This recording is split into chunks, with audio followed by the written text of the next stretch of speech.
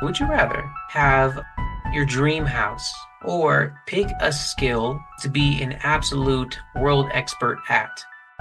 Been affected by numerous forest fires where I've been evacuated from my home for 3 weeks at a time, not knowing if I'm going back to a house.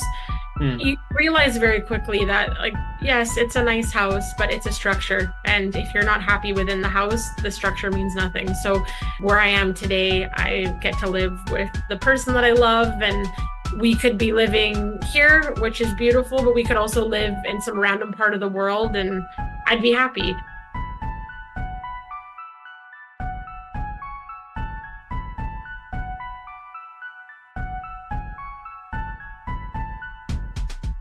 Hello, everyone. Welcome to 1000 Crazy Questions, the podcast. I'm your currently sane host, Houston Pierce. This is a podcast where I have at least one guest a week and ask some seriously crazy would you rather questions. We get to the second rate guests, explore topics and questions that maybe shouldn't have been explored. I take my questions from the listener from a list of 1,000 questions. You can submit questions, Jetsons, at me at 1kcrazyquestions at gmail.com or at 1000 Crazy Questions on Instagram.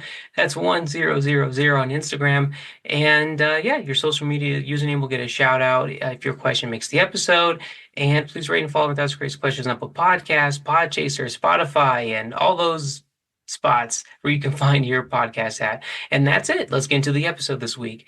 This is a long list. This week we have award-winning entrepreneur, CEO and founder of AMANTE, dang it, AMANTE, I'm butchering this, AMANTE Company, AMANTE Company, public speaker, coach, author, the National Vice President of Junior Chamber International, with 20 years of competitive figure skating and dance experience, the one and only Francesca Amante.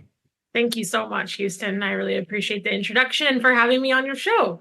Thank you for being on. You're wonderfully professional. To the people who aren't familiar with your company, what do you want to tell them a bit more about yourself? Absolutely. Happy to. So a little bit about me. I mean, I haven't always been in the realm that I am today, but I would probably say that the whole Amante company and umbrella of companies started several years ago when I got into the real estate realm of things, when I decided to branch off on my own and be a solo realtor and build a team encompassing that in the development space. That's when I built the Amante real estate company. And then from there, after concluding a decade in the real estate sphere, I decided to conclude that journey as I turned 30 and start just the solo Amante brand. I had Amante Talks, Amante Coaching, and Amante Podcast, everything that kind of fell into place in that regard. So where I am today, I'm now a resilience coach, teaching resilience and grit, kind of on the topic of, the loss of my brother and everything that I learned through that loss and resilience and through the grief.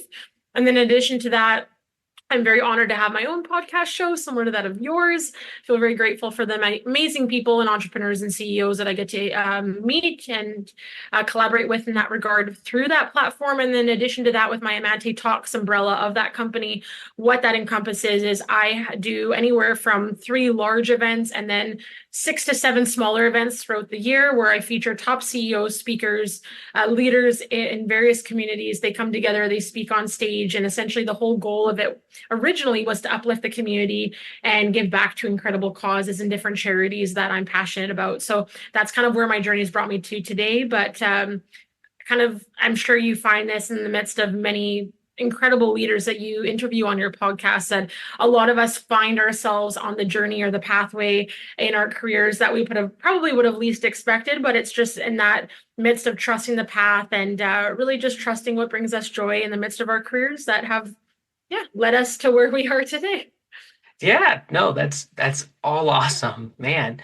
And how do you feel? I mean, I'm assuming pretty good about, but how do you feel about Amante being like the name of, your last name and the name of everything you do? And is that how long did it take to get used to that? I'm genuinely curious because I mean, it's very cool to have your last name tied to something and you're around to enjoy it, lead, move it. So yeah, curious. Absolutely. I would say, Houston, the meaning and the, I guess, the why I've had so much presence with the name Amante for so long, which is a simple fact of with my brother's passing and me getting to carry on that name in some regard, even though that may not forever be the name that I carry on. At the same time, though, in my company, I knew for years and years, this is dating back to 2018. I knew that I wanted it incorporated and kind of my company to be encompassed with that name for the simple fact that it means so much to me. There's so much that my folks have taught me over the years, and getting to see them come from, being immigrants coming from Italy to Canada, and the life that they've built from scratch, and the resilience that all came about. So the last name Amante for me is very special. And then in the midst of that as well, Amante in Italian actually translates to lover. And one of the reasons I love that is that in my, coaching career, Amante can mean so many things, like helping the people that I coach love their life, love their career. How can we become a lover of the life that we're creating around us? And in the same breath, when I do the Amante Talk speaking events, that bringing that love to the stage, because at the end of the day, that is in essence what the last name means. So, bringing that love to the audience, the speakers, and just really having everybody that comes to those events feel like they have, these warm arms wrapped around them, reminding them that they're seen, they're loved, they're heard. So I just feel like that name has really meant so much to me over the years, and it only made sense to incorporate that into not only my real estate company, but also now the company that I hold today. And in the same breath, for real estate, that was a big part of it, was that, as I was helping people build their dream home and bring that to life, I wanted them to be a lover of their home. So it kind of all tied in, and it only made sense. So yeah, that's where that has all stemmed from. Nice. Well, no, that's a great, like, encapsulating answer, like, of every bit, honestly. Yeah. Thank you. Cool. Yeah. Um, to the listeners, here are the rules to the episode real quick.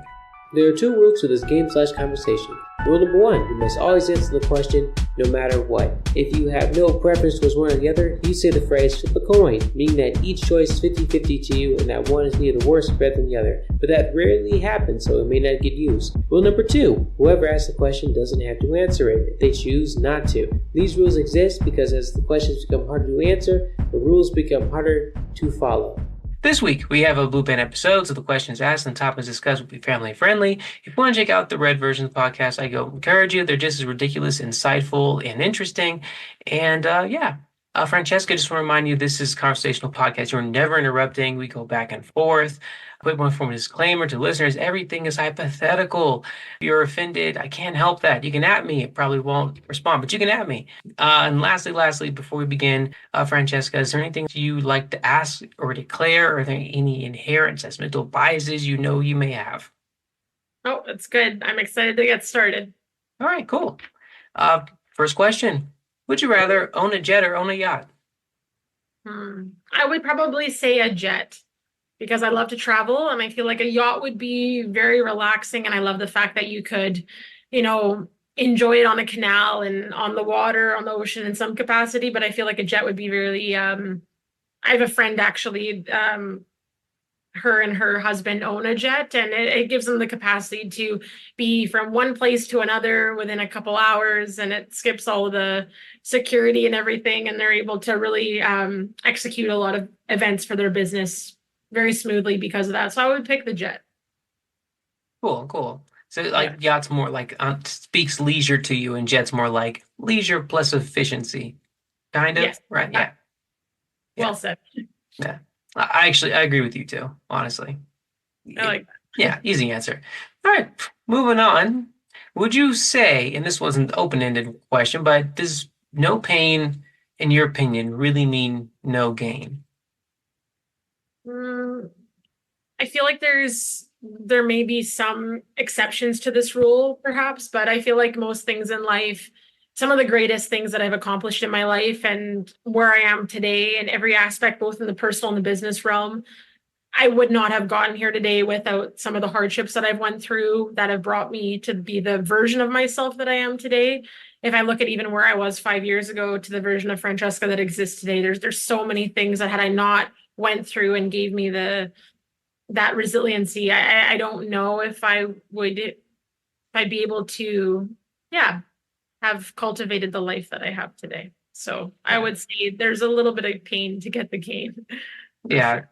it's kind of like a rule. Yeah, it's like, what's that? The phrase is like, what doesn't kill you makes you stronger. Yeah, Yes, absolutely. same deal. Yeah.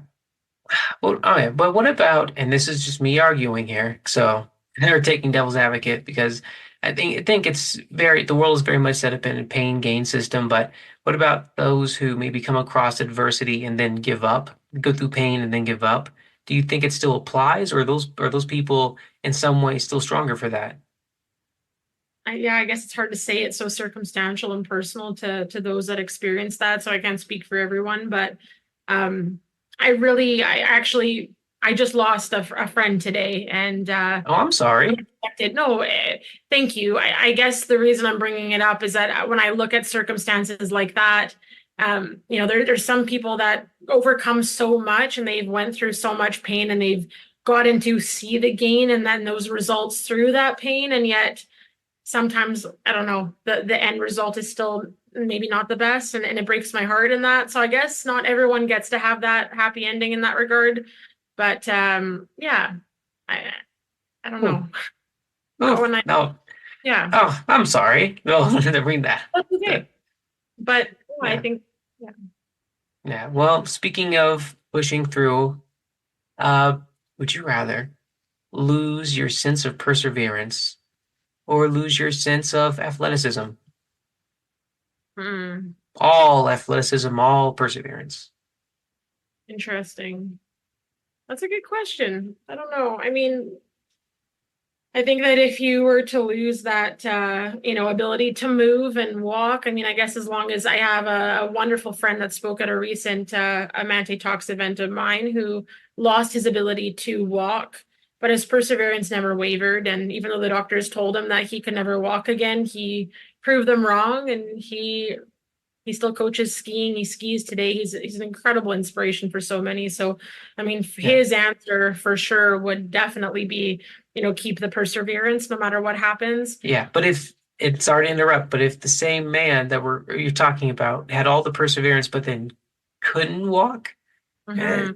it would it would it would muddy. I don't know. Wouldn't that kind of like well, but It's a tough I don't one, know. absolutely. I would I probably mean, keep the yeah, perseverance because even someone like him who was told he would never be able to walk again, his perseverance pushed through and he's got a miracle case on his hands and he's walking again. So I would pick the perseverance. gotcha, gotcha. Would you miss Would you miss dancing? Do you still dance? Not to the extent that I did before, especially as a competitive dancer. I was in six different genres. It was a very large part of my life. So I do miss it though. There's many times where I wish I had a little mini dance studio accessible to me at certain times. But thankfully, the way that life is, there's always a reason to dance, even if it's just in the kitchen with your partner. I think it's yeah, there's never a dull moment to not be able to dance. So I am grateful for that ability to move and to, you know, celebrate life in that regard. Yeah. No, I that's no, that's a good answer. And I don't know, for the record, I would agree with you. I'd also pick perseverance. There's nothing you can't do without it, or there's too many things you can't do without it. If that makes sense. But even if I lost my legs, for instance, like if I persevere and even if I couldn't get them back, I can still do things in a wheelchair or with something else. I don't know. I could still make things, and yeah, I think it would suck to lose either, but perseverance pushes you through anything. So I yeah, agree. yeah, yeah. That was maybe too easy, that one. Uh, well, this one I'm curious. I think I may know your answer. I feel like, would you rather be an eagle or be a horse? I would say an eagle, the ability to fly, and they're just so majestic. Yeah, I thought you were gonna say. Yeah, I thought you were gonna say eagle. You don't want to be a horse? I mean, I love horses. They're very calming creatures, but no, I would definitely be an eagle for sure. Okay, got it. No consideration for the horse. No, I pick eagle too, though. It's better. You get to fly. I agree. Speaking of horses, would you rather know that you can cry to get what you want and it will actually work every time, or be as rude as you want and never have anyone challenge or call you out on it? Huh. I don't think I would be pleased to be known as a rude human. I'm not naturally rude to people around me. Like I try to give as much grace and kindness everywhere I go to the Yeah, you best of don't. my ability. So I Yeah, would probably you don't. Yeah, you don't have say to that. be rude. You don't have to be rude. It's just if you are, no one will push back on you. Okay, so then perhaps I would change. I would pick that because I don't know if I'd want to cry every 2 minutes just to get what I want. That seems Yeah, but productive. I don't know. the thing is, you don't have to. It just if you do, you will get what you want. Interesting. Okay. You don't have to do. You don't have. You can be yourself. It's just this is a secret power of yours. You know, if you bust out some tears, people will do things for you. And the Okay. other one is you can be as mean as you want if you want to be mean, I and you will see. get zero repercussions. Okay. This is this is not. You don't have to do these things. These are you can. The ability. Yeah, I mean, the ability to get whatever you want, I suppose that would be lovely, but I feel like it would be a little bit of a form of manipulation, so I don't know how I feel about that, but yeah, that's an interesting one. I don't know, you kind of got me on that one. There's aspects of both that I appreciate, but I know, and you very much proven you're a very considerate and nice person. But we're on this devil's advocate like show. yes. If you're gonna pick one, which one you want? In the essence of manifesting the life I want, sure, we'll go with the getting the things that you want. Yeah. Got it. Perfect. The crying one. That one's more useful. Yeah, I Is suppose. it? Yeah, they're both forms of. They're both not ideal, but one gives you more. Whereas the other one's just you being mean. So yeah, yeah, yeah. We're flying through these things.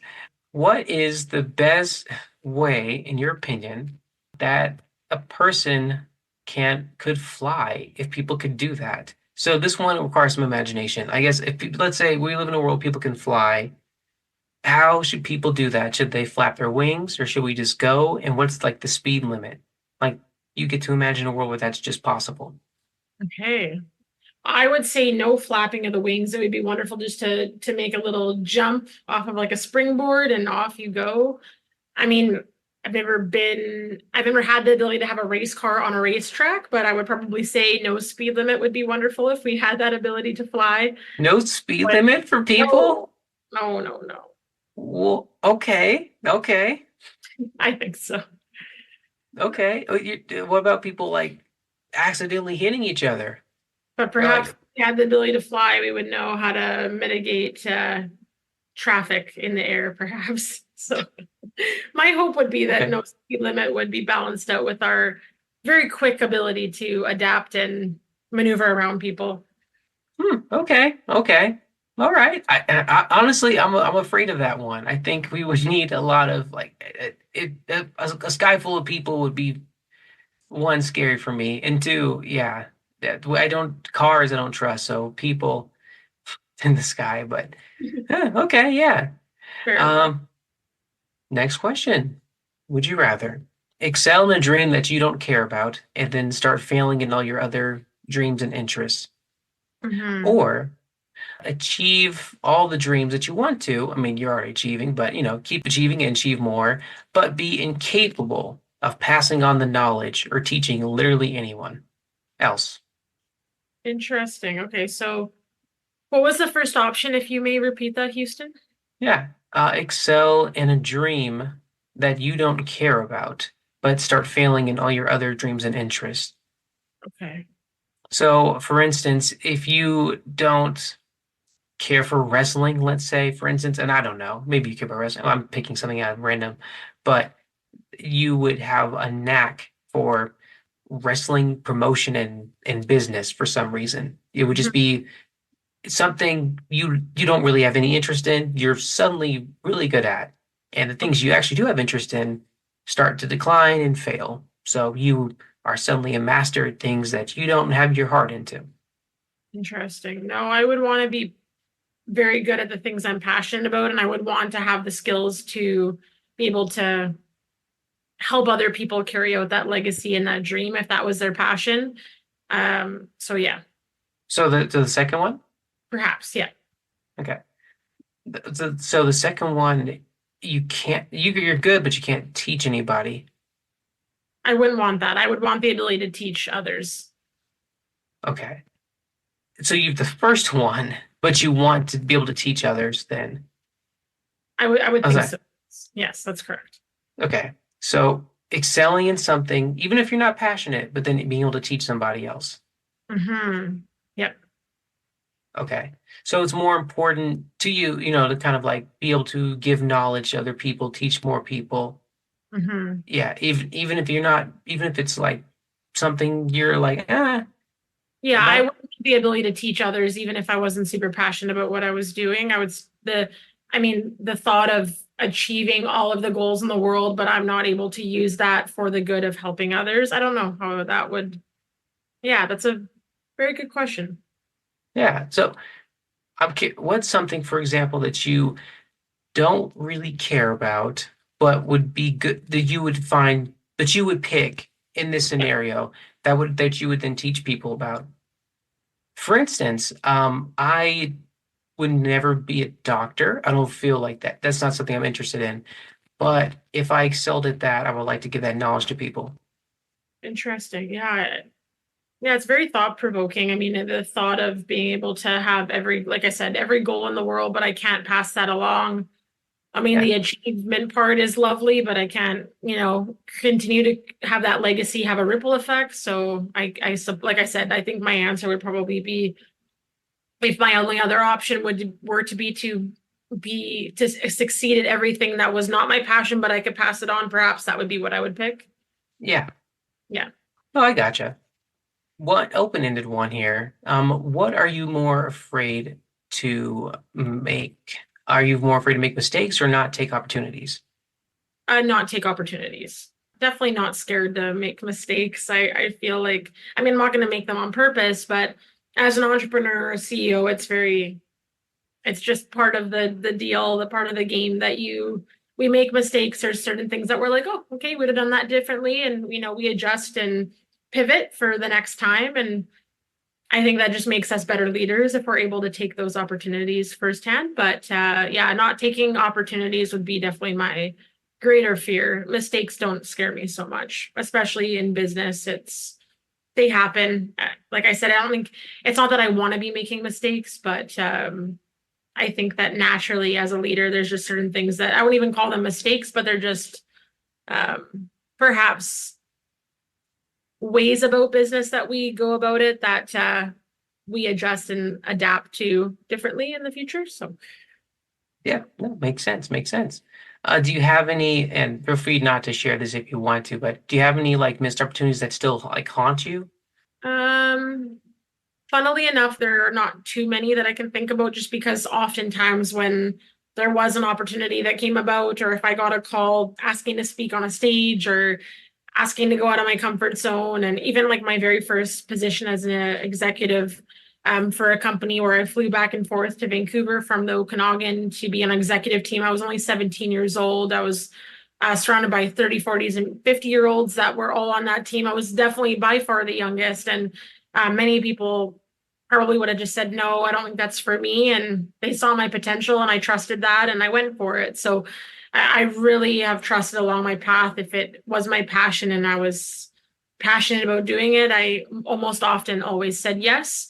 But at the same time, being very clear of my no's as well. If I felt like it didn't align with my values, that was a really easy no for me. But I guess I'm fortunate in the sense of my hard work has led me to really wonderful opportunities. So it was hard to say no. It was like, I kind of have to do this. So I would say the only thing that I would have said no to in the last several years would have been I've gotten certain job offers that I really respected and appreciated. It's just that it was my current role was too amazing. And I was like, I don't want to give it up for what they had offered. But so same thing, wonderful opportunities. But the ones that I did say no to, there was usually a good reason I said no.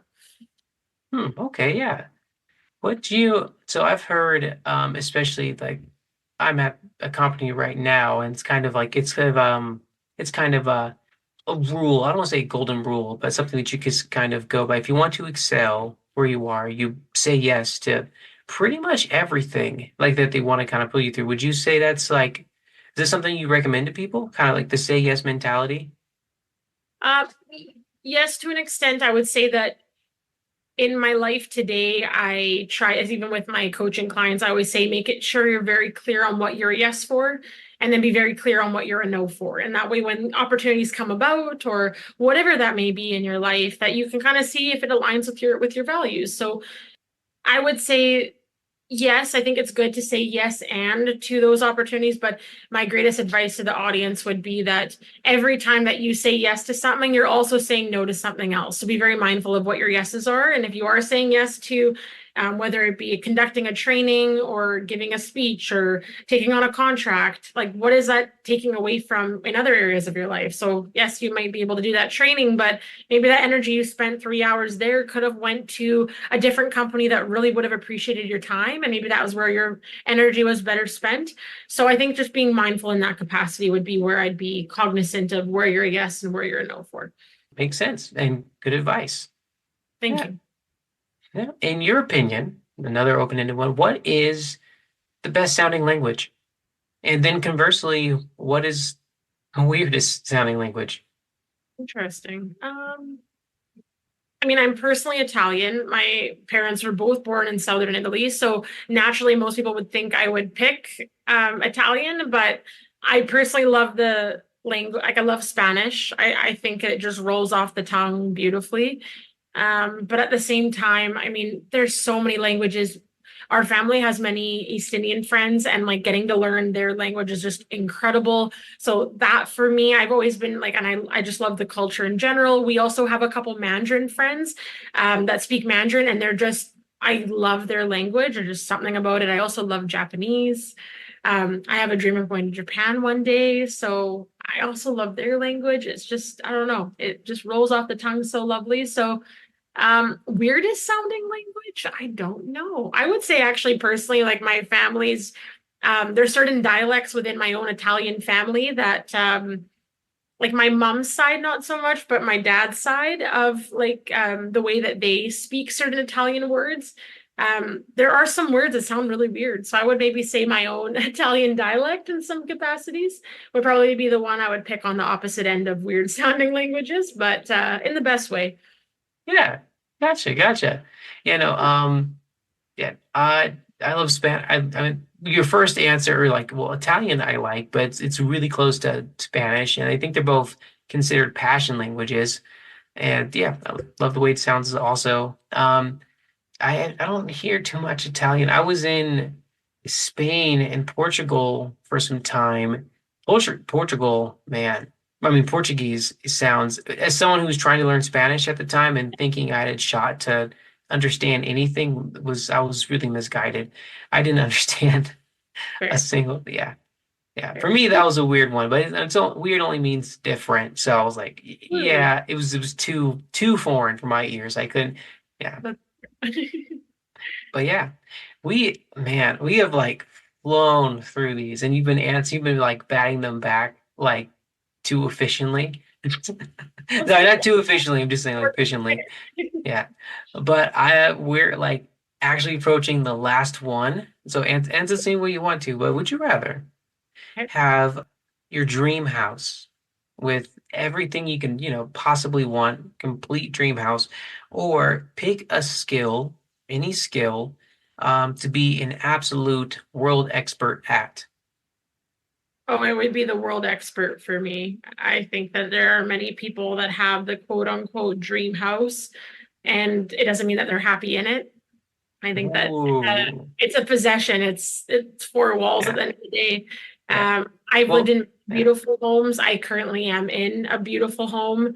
The surroundings are incredible. It's cozy. It's beautiful, and I'm very grateful for it. But having lived in a beautiful area where I have um, been affected by numerous forest fires, where I've been evacuated from my home for 3 weeks at a time, not knowing if I'm going back to a house, Hmm. you realize very quickly that like yes, it's a nice house, but it's a structure, and if you're not happy within the house, the structure means nothing. So where I am today, I get to live with the person that I love, and we could be living here, which is beautiful, but we could also live in some random part of the world, and I'd be happy. So for me, I would definitely pick it's the skill. And that's actually one of my goals is to master a certain niche skill or continue to do so and get to a point where I am a world-renowned expert in it. So definitely that.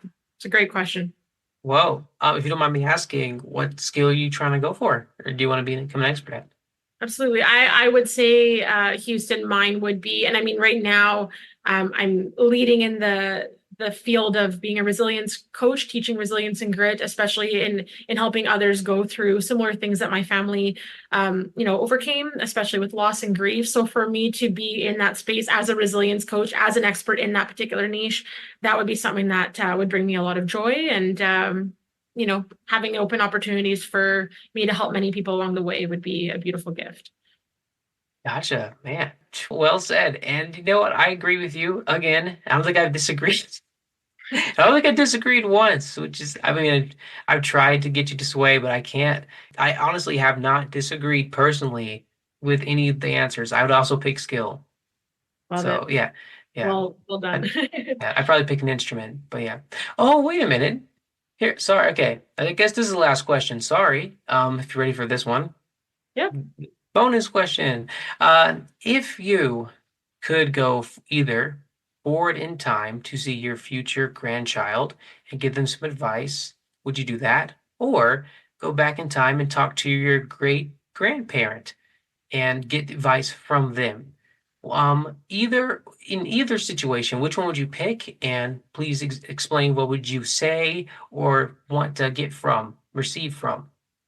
I would say definitely going back in time first and foremost. So to a grandfather or grandmother, someone from the past. My brother, of course, had passed away. Getting to talk to someone from the past, understanding why they did the things that they did, how they lived their life, the vision that they had for the future. I would want to ask them a lot of questions personally, and then, of course, to share with them what that life, continuation has looked like, the legacy of their family, and what perhaps their children or grandchildren have then achieved and accomplished over the last several years that they haven't been able to witness. That would be such an honor to get to not only ask them questions but share with them the legacy of what they've left behind and through having those children. So that would definitely be my pick. And I just think too, some of the questions that I would probably ask would be, and I mean, I'm sure you've at your age, Houston, I'm sure you've gotten to recognize this, that generationally speaking, there's so much that perhaps us in our 30s or 40s are now cultivating and shifting our mindset on certain things that we are unlearning from past family traditions or whatever. And there's certain things that we decide to keep that are really important to us. So I think there would be certain family traditions, at least for me personally in our Italian family, that I would probably ask and say, why did you guys do this the way that you did? What was the purpose behind that? If it brought so much stress or grief, what was the purpose of that from, what they were taught from their parents? Similarly to that expression of, I don't know if you ever saw that, it was like a post on social media, and they talked about how the great grandmother cut the end off her turkey and put it, or end off her roast, I suppose, and put it in the oven. And as, the generations went by, now the great granddaughter cuts the end off of her roast and puts it in the oven. I When she have heard that. when she finally asked her like great grandmother, like, but why did you do that? She's like, oh, the ovens back then weren't big enough. And she was like, that's it. Like, no one thought to stop that pattern as the generations went on and our ovens got larger. So I think there's a lot of things that we continually and perpetually do that we don't really have a reason for. We just do it because it's been done before, but it might not be serving us. So that would be my greatest takeaway I would hope to get from that relative. Yeah. No, man, great answer. Thank you. Yeah. And out of curiosity, what would you tell your great granddaughter if you could, or grandson? I would probably say if that was a path that my partner and I eventually went down to have children, and then we were to have great grandchildren down the path, I would probably say, I mean, if it was a great granddaughter, my greatest advice to her, I think, just because there's a lot of females that end up feeling this way, it would be that reminder that no matter what she's wanting to achieve, that she's enough, that she's worthy of getting whatever possible dream it is. And no matter what she's been told up to that point, to not let that define her and have her make her own choices of what she's passionate about and not do that for anybody else, not for her parents, not for her grandparents, but do it because it makes her happy. And have that not be a subservient, passion. It would just be for her. And then if it was a great grandson, oh gosh. I mean, I guess I would go ahead of time and want to just share with him just a reminder to be kind to himself. I think that there's a lot of men that are not really acknowledged for some of their hurts. I think there's prehistorically men have always been known to just be strong, and we're like, oh, they've got it. They don't need anyone to talk to. And I would just want to remind him that it's okay to ask for help. It's okay to cry. It's okay to not be strong sometimes, because we're all human beings. And I think no matter what gender you want to place on anything, that we all have permission to have our good and our bad days. So that would be my reminder to him. Yeah, I think you already have to call back to that previous question, I think you already have the world coaching skill mastered, Francesca. I think you don't need to worry about that one. Thank you, Francesca, for being on. I want to hand the spotlight over to you. You can tell the people what you're doing, what's going on, where to go, and yeah, anything you want to plug. Absolutely. Well, I appreciate you having me on your show, Houston. I have never actually been on a podcast where it was just a whole bunch of questions back and forth. So I really appreciate you having me on to experience that. And I commend you for doing that. And in terms of your audience, if you are wanting to find me, where to find me would be Instagram is a great platform. So my Instagram handle is the @ and then Francesca Amante. So FRESCA and then my last name AMANTE. I shortened my first name there just a touch because it's long. But when you do get to my page, you'll see my full name, Francesca Amante, stated there in the bio. You can find everything from my Amante conferences page, where you'll see my Amante Talks events. You'll see my Amante Elite Academy, which is all about the resilience and grit, as well as the upcoming book, Lead with Grit. There. And then in addition to that, there'll also be a link to my children's book, After Loss Came You. So everything about resilience, but more so on the lens of that grief and loss and, finding hope after that in our lives. So Instagram, but in the same breath, Facebook and LinkedIn, just under Francesca Amante. So FRANCESCA and then AMANTE. That's where you can find me. So wherever your followers choose to reach out to me, I will be honored to connect with them. That's awesome. Thank you, listener of 1,000 Crazy Questions, for clicking on this episode. Let me know by comment, email, or Instagram, which is the best way. Any questions that you have, like I said, rate and follow. It helps a lot. And yeah, everyone, share this with your friends, share this with your enemies. Everyone stay safe. Bye.